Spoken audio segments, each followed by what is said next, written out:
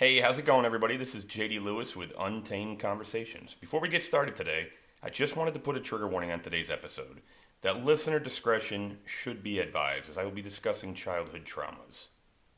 And I really wanted to get into some other things about mental health and myself and kind of just everything I've dealt with throughout the last, let's say, 15, 20 years. I sometimes get into a dark place. Sometimes I'm very uncomfortable with myself. And you just have to look in the mirror and realize that life is not that bad. I have people that care for me. I have people that love me. And sometimes it's just hard to figure that out. Sometimes you feel all alone. And I guess for me it started when I was a kid. Like I said, I was an athlete, always had fun, I was popular, got along with everybody. But when I was young, some things happened to me that sometimes are very hard to talk about. And, I'm going to put it out there because not everybody knows. I was molested as a child, not by family, of course not. It was by someone, and it really fucked me up. It put me on edge for the rest of my life, and wow, that's hard. I'm still on edge to this day, and I just want everybody to know if I could figure it out, and get to where I'm at now, then I think anybody can. It's hard to talk about, and for a while there was a lot of people that maybe didn't believe me, didn't think it happened, but it happened, and it haunts me every day still. But I'm strong as fuck now. I am tough, and I feel like it also made me a great father. Because I look out for my daughter and I look out for everybody else's kids as much as I can.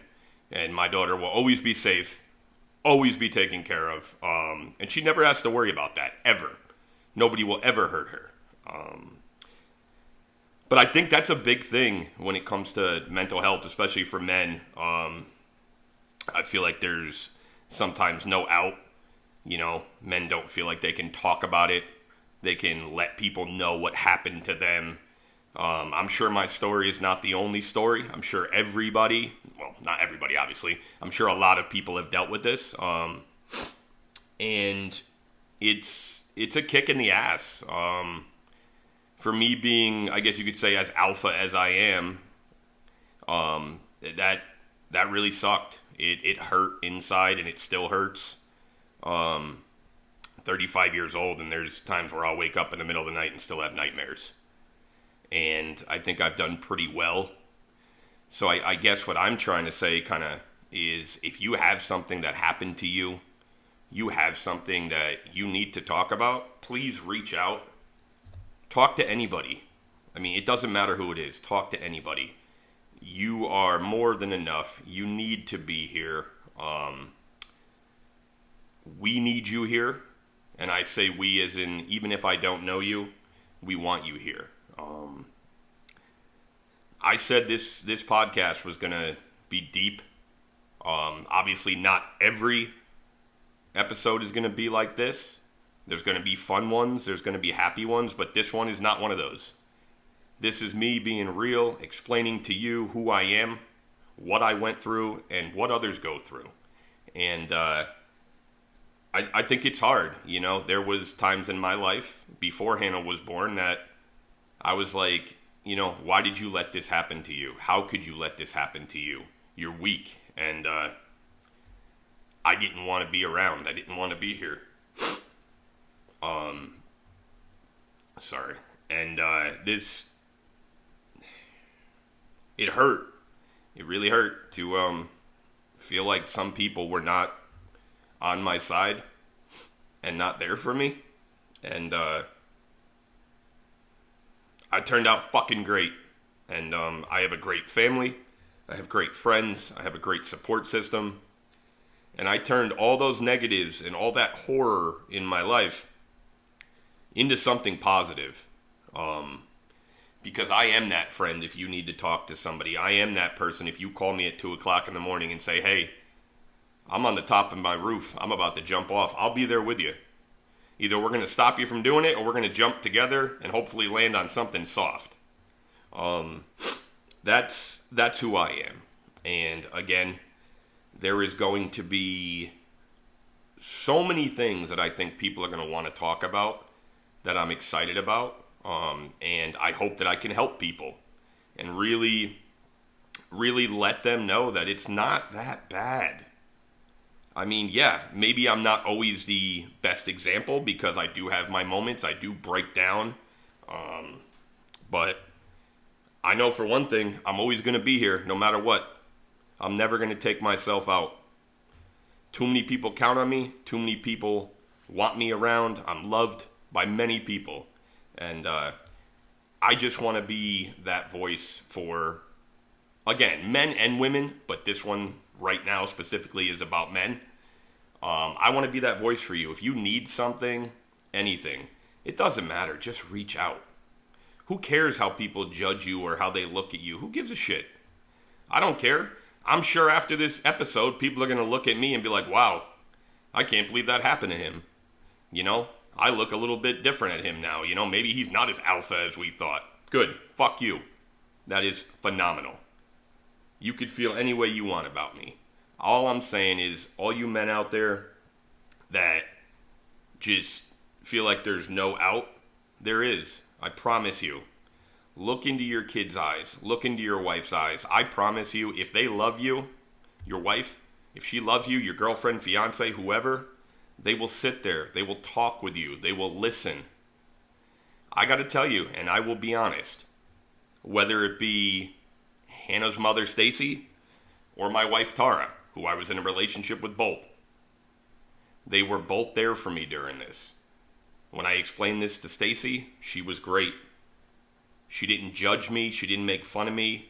She helped me. And just like with Tara now, she helps me. She doesn't judge me. She talks to me about it. You know, I have gone through a therapist for this, and it hasn't helped. And again, it is what it is. Those are my monsters. Those are my demons that I'm going to have to live with. And no matter how many times I go to a therapist, I'm going to carry this with me for the rest of my life. And sometimes, yeah, you might see me have a couple more beers than usual. You might see me have a glass of whiskey when maybe I shouldn't have had one more. But that's just so I don't go outside and do something stupid because my brain is scrambled because of what's going on. I really do appreciate, like I said, everybody that has been listening, that has been following.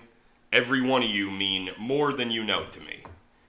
And it has been, obviously it's just been a couple days, but for all of you that have downloaded, all of you that have listened, it really, really means a lot. This is something I'm very passionate about. And I want everyone to just understand it's okay to be vulnerable. It's okay to not always be in charge, to not always be number one and know what you're going to do. Sometimes I wake up and just wing it. You know, as a parent, we try to always, make sure we have plans, make sure we know what's going on, day by day, everything. There's times where I don't know what the hell I'm going to do. We just wake up and we wing it and we end up having a great day. So don't ever think you're not enough.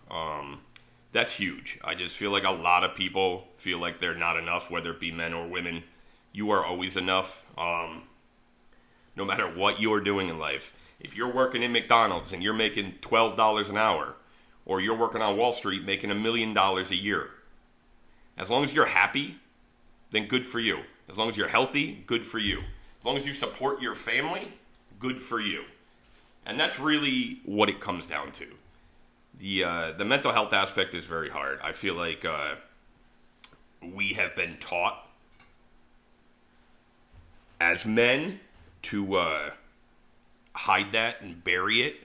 I think good example is, what's that, the show Modern Family, I believe, when he's talking and he says he dislocated his arm in football and then he lost his girlfriend at the prom, and he said his dad sat down and said, suck it up and have a sandwich.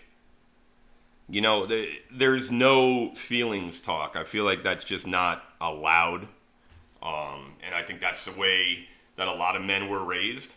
And it's hard, As a man, if you have a bad day and you come home, it's hard to be like, you know what, I had a bad day. Shit, I need your help. No, you got to come in the door, help your wife, help your kids, which, of course, I have no problem doing that.